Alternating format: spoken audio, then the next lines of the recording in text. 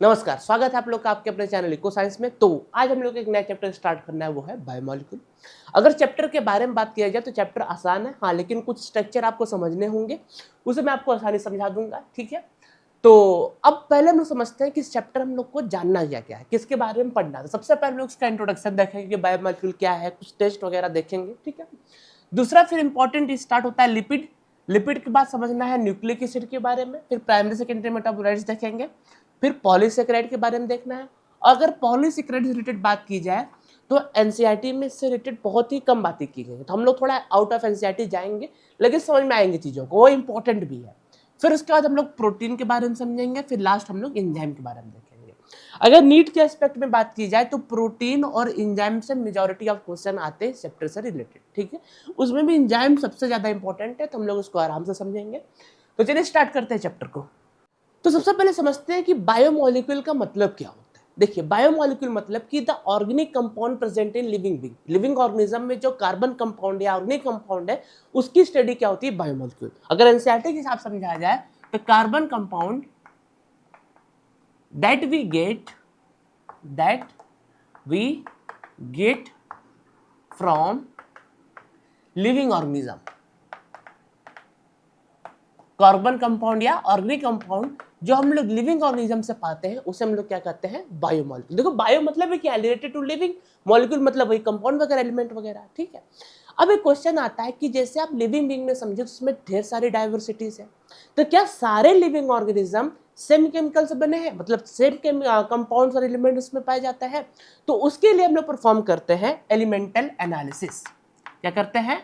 Elemental analysis. Chemistry का test होता है। एलिमेंटल एनालिसिस परफॉर्म किए किसके किसके ऊपर? प्लांट टिश्यू के ऊपर, प्लांट टिश्यू, एनिमल टिश्यू और माइक्रोबियल पेस्ट के ऊपर, माइक्रोबियल पेस्ट के ऊपर। तो जब एलिमेंटल एनालिसिस इन तीनों के ऊपर परफॉर्म किया गया तो कुछ सीरीज ऑफ या लिस्ट ऑफ एलिमेंट्स देखने को मिले, जैसे कार्बन, हाइड्रोजन, ऑक्सीजन एक्सेट्रा। ये कुछ एलिमेंट्स इसके अंदर देखने को मिले। और जब same elemental analysis earth crust के ऊपर किया गया, अर्थ क्रस्ट मतलब नॉन लिविंग मैटर को डिनोट कर रहा है, तो उसमें भी सिमिलर लिस्ट ऑफ एलिमेंट देखने को मिला, ठीक है। ये सेम जो एनालिसिस था वो अर्थ क्रस्ट के ऊपर दिया गया, तो उसमें भी सिमिलर लिस्ट ऑफ एलिमेंट देखने को मिले, जैसे आप टेबल में देख सकते हो बगल में। तो उसमें फर्क क्या है? फर्क है परसेंटेज रिलेटिव अबंडेंस में। जैसे जो परसेंटेज रिलेटिव अबंडेंस है, अबंडेंस जैसे ह्यूमन बॉडी और अर्थ क्रस्ट में दिख रहा है आपको, उसमें भी अगर मैं टू बी मोर प्रोसाइज, अगर हम लोग कार्बन और हाइड्रोजन के बारे में समझे तो इनका रेशियो जो ह्यूमन बॉडी में है, मतलब जो लिविंग ऑर्गेनिज्म में है, वो ज्यादा as compare to the non living matter, ठीक है। ये बात इंपॉर्टेंट है। और ये जो टेबल है वो सीएनआर राव की बुक अंडरस्टैंडिंग केमिस्ट्री से उठाया गया है, ठीक है। ये भी इंपॉर्टेंट आ सकता है। जो इसमें साइंटिस्ट है वो है सीएनआर राव। ये सॉलिड स्टेट केमिस्ट्री में इनका बहुत बड़ा कंट्रीब्यूशन है। इनकी किताब है अंडरस्टैंडिंग केमिस्ट्री, अंडरस्टैंडिंग केमिस्ट्री। वहां से ये जो टेबल है वो उठाया गया है। अगर आप गूगल पे सर्च करोगे तो वो किताब डाउनलोड भी कर सकते हो, ठीक है। तो चलिए अब हम लोग अगला टॉपिक स्टार्ट करते हैं। अब एक सवाल और आपके दिमाग में आ सकता है कि लिविंग ऑर्गेनिज्म में कैसे हम लोग पता लगा सकते हैं कि कौन से टाइप का ऑर्गेनिक कंपाउंड प्रेजेंट है। उसी के बारे में बताते हैं कि how to analyse chemical composition, मतलब कि कौन सा टाइप के ऑर्गेनिक कंपाउंड है जो लिविंग ऑर्गेनिज्म में पाए जाते हैं। तो उसके लिए परफॉर्म किया गया chemical analysis test. Chemical analysis, उसके अंडर क्या किया गया कि सबसे पहले आपको क्या करना है, लिविंग टिश्यू को लेना है। लिविंग टिश्यू को लीजिए, ठीक है। लिविंग टिश्यू में वेजिटेबल हो या लिवर टिश्यू, कोई दिक्कत नहीं, ठीक। फिर उसके बाद क्या करना है, ग्राइंड करना है, grind it with trichloro acetic acid using mortar and पेसल। Mortar और पेसल की मदद से उसे ग्राइंड करना है विथ ट्राइक्लोरो एसिटिक एसिड। जो मोर्टार और पेसल, उसका इमेज आपको दिख रहा होगा, ये ऐसा दिखता है, ठीक है। फिर क्या होगा, फिर आपको मिलेगा thick slurry, will obtain thick slurry. फिर इसको क्या करना है, जैसे थिक स्लरी मिला, फिर इसको स्टेन करना है यूजिंग कॉटन क्लॉथ और चीज क्लॉथ। स्टेन इट यूजिंग चीज क्लॉथ और कॉटन, ठीक है। देखिए फिर से बता दो क्या करना है। सबसे पहले लिविंग टिश्यू लीजिए, फिर इसको ग्राइंड करिए using trichloro acetic acid in using mortar and pastel. फिर आपको थिक स्लरी देखने को मिलेगा। फिर इसको क्या करना है, स्टेन करना है यूजिंग कॉटन क्लॉथ और चीज क्लॉथ। अब इसमें इंपॉर्टेंट क्या है, जैसे आप करोगे इसमें आपको दो फ्रैक्शन देखने को मिलेंगे, दो फ्रैक्शन देखने को मिलेंगे। एक को कहते हैं फिल्ट्रेट, दूसरे को कहते हैं रिटेंटेट। अब जो असली कहानी है वो यहां से स्टार्ट होती है, इसलिए मैं इसको मिटा देता हूं। जो असली कहानी है वो फिल्ट्रेट और रिटेंटेट से है, क्योंकि इसी से आप आगे पूरा चैप्टर आप समझोगे। ठीक है, तो हमें क्या मिला, दो पुल मिले, एक मिला फिल्ट्रेट का, एक मिला रिटेंटेट का। अच्छा, जो फिल्ट्रेट है उसे एसिड सॉल्युबल पुल भी कहा जाता है। क्या कहा जाता है, एसिड सॉल्युबल पुल। और जो रिटेंटेट है उसे एसिड इनसॉल्युबल पुल भी कहा जाता है, एसिड इनसॉल्युबल पुल भी कहा जाता है। फिल्ट्रेट को कहते हैं एसिड सॉल्युबल पुल और रिटेंटेट को कहते हैं acid insoluble pool. Scientist have found thousands of organic compound in acid soluble pool। Filtrate वाले पोर्शन में thousands of organic compound, जैसे अमीनो एसिड हो गया, विटामिन हो गया, न्यूक्लियोटाइड हो गया, ये सारे जो है किस में पाए गए आपको, फिल्ट्रेट वाले पोर्शन में। लेकिन रिटेंटेड में केवल 4 ऑर्गेनिक कंपाउंड पाए गए। वो कौन कौन से थे, वो थे lipid, lipid, polysaccharide, nucleic acid और प्रोटीन, और प्रोटीन्स। ठीक है, ये 4 ऑर्गेनिक कंपाउंड हैं जो एसिड सॉल्युबल पुल में पाए गए। और इसमें तो ढेर सारे ऑर्गेनिक कंपाउंड देखने को मिले। ठीक है, इसमें लिखोगे lots of organic compound, lots of organic compound, OC for organic compound. अगली जो इंपॉर्टेंट बात क्या है, जैसे आप एनसीईआरटी पढ़ोगे तो इतना ही बात करके फिर वो कुछ और बातें कर रहे हैं, फिर उसके बाद 2 पेज बाद आप देखोगे फिर एसिड सॉल्युबल और इनसॉल्युबल पुल के बारे में बात की जाएगी। तो हम लोग यहाँ एक साथ मर्ज कर रहे हैं चीजों को, ठीक है, ताकि आपको आसानी रहे। जो फिल्ट्रेट वाले पार्ट में, जो एसिड सॉल्युबल पुल में जो ऑर्गेनिक कंपाउंड है, उनका जो मॉलिक्यूलर वेट है वो 18 से 800 डेल्टन के बीच में पाया जाता है। कितना, जिनका मॉलिक्यूलर वेट होता है वो रेंज करता है 18 टू 800 डेल्टन। लेकिन जो एसिड इनसॉल्युबल पुल की जो कंपाउंड्स हैं उनका जो मॉलिक्यूलर वेट है वो 10,000 डेल्टन से ऊपर होता है। ये जो मॉलिक्यूलर वेट इसमें होता है वो होता है मोर देन 10,000 डेल्टन। लेकिन जो लिपिड होता है, जो लिपिड होता है, ये मैं लिख देता हूं एक्सेप्ट लिपिड, लिपिड के जो मॉलिक्यूलर वेट होता है वो within range of 800 dalton, मतलब 800 डेल्टन के बीच में होता है। 800 डेल्टन के बीच में इनका मॉलिक्यूलर वेट पाया जाता है लिपिड का, बाकी सबका 10,000 डेल्टन से ऊपर पाया जाता है। और जो इंपॉर्टेंट बात क्या है कि जो एसिड इनसॉल्युबल पुल के कंपाउंड्स होते हैं वो पॉलीमेरिक फॉर्म में होते हैं। क्या करते हैं, ये एग्जिस्ट एज पॉलीमर, एक्सेप्ट, फिर इसमें एक्सेप्ट लिपिड, एक्सेप्ट लिपिड।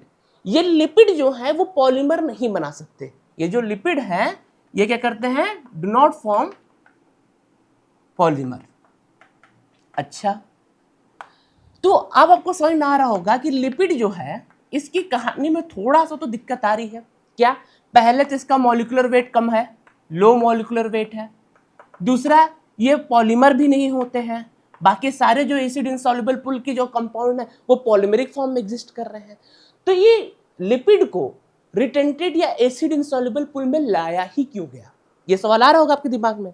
तो इसका आंसर ये है, इसका आंसर ये है कि जो लिपिड होता है वो एज इट इज भी रहता है और सेल मेम्ब्रेन वगैरह में पाया जाता है और मेम्ब्रेन स्ट्रक्चर में पाया जाता है वो। तो जैसे क्या, मान लो अगर सेल मेम्ब्रेन वगैरह में पाया गया, एग्जांपल है कि सेल मेम्ब्रेन में ये पाया गया लिपिड, ठीक है, लिपिड सेल मेम्ब्रेन में है, तो इसका मतलब क्या है कि जब आप सेल मेम्ब्रेन को ग्राइंड करोगे, तो ग्राइंड करते हैं यूजिंग मोटार पेस्टल, तो इसको ग्राइंड कर रहे हो आप, जैसे इसको जब ग्राइंड कर रहे हो, इसका मतलब क्या कर रहे हो आप, सेल स्ट्रक्चर को डिसरप्ट कर रहे हो, उसको उसके साथ छेड़छाड़ कर रहे हो आप, सेल स्ट्रक्चर छेड़छाड़ कर तोड़ दे रहे हो। तो जब सेल स्ट्रक्चर डिसरप्ट हो जाता है तो सेल मेम्ब्रेन पीसेस में टूट जाएगा, सेल क्या होगा, पीसेस में टूट जाएगा, तो ब्रेक्स इनटू पीसेस। अच्छा, जैसे ये टूट गया पीसेस के फॉर्म में, वो पैक हो जाएगा in the form of vesicle. वो किस फॉर्म में पैक हो जाएगा, वेसाइकल के फॉर्म में। कहानी यही बदल जाती है। ये जो वेसाइकल होता है ये वाटर इनसॉल्युबल होता है, इस वजह से ये फिर माइग्रेट कर जाता है टुवर्ड्स एसिड इंसॉल्युबल पूल की तरफ, ठीक है। तो इस वजह से लिपिड को एसिड इंसॉल्युबल पूल में रखा जाता है, ठीक है। एक तो इनका मॉलिक्यूलर वेट भी कम है, दूसरा ये पॉलीमर भी नहीं बना पा रहे हैं, फिर भी ये एसिड इंसॉल्युबल पूल में है। क्यों? क्योंकि जब उसको सेल स्ट्रक्चर को तोड़ा जाता है तो वेसाइकल बना लेता है, और जो वेसाइकल होता है वाटर इनसॉल्युबल होता है, ठीक है। इस वजह से लिपिड एसिड सॉल्युबल नहीं, एसिड इनसॉल्युबल पूल के अंदर पाया जाता है। तो तरीके से थोड़ा आसानी से आपको याद हो जाएगा, बाकी कोई बात नहीं इसके अंदर, ठीक है। अच्छा, एक और बात अब मैं आपको बताऊं इससे रिलेटेड इंपॉर्टेंट, वो ये है, और जैसा आपने देखा कि जो एसिड सॉल्युबल पूल के जो मेंबर है, फिल्ट्रेट के जो मेंबर है, ऑर्गेनिक कंपाउंड जो है, उनका मॉलिक्यूलर वेट 18 से 800 डेल्टन के बीच में था, और इनका जो मॉलिक्यूलर वेट है वो 10,000 उससे ऊपर के बीच में आएगा, ठीक है। इस वजह से जो बायोमॉलिक्यूल है वो डिवाइड हो जाते हैं दो पार्ट में। एक होता है माइक्रोमॉलिक्यूल, और एक होता है मैक्रोमॉलिक्यूल।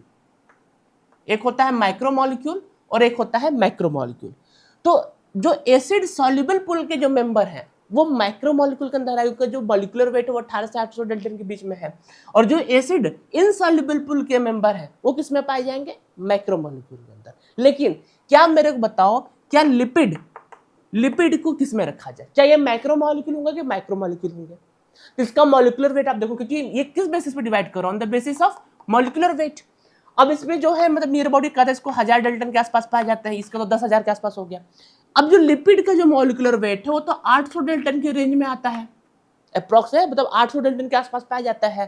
तो ये मैक्रोमॉलिक्यूल तो हो ही नहीं सकता, ये माइक्रोमॉलिक्यूल के अंदर आ जाता है।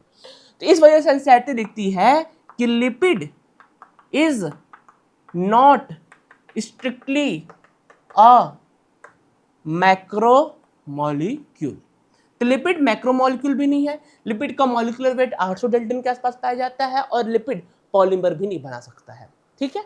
और ये क्यों एसिड इनसॉल्युबल पूल के अंदर पाया, वो उसका वजह भी मैंने आपको बता दिया। हम लोग आगे समझे तो जो एसिड इनसॉल्युबल पूल और एसिड सॉल्युबल पूल है, दोनों जो है वो total chemical composition of living organism के बारे में बताते हैं।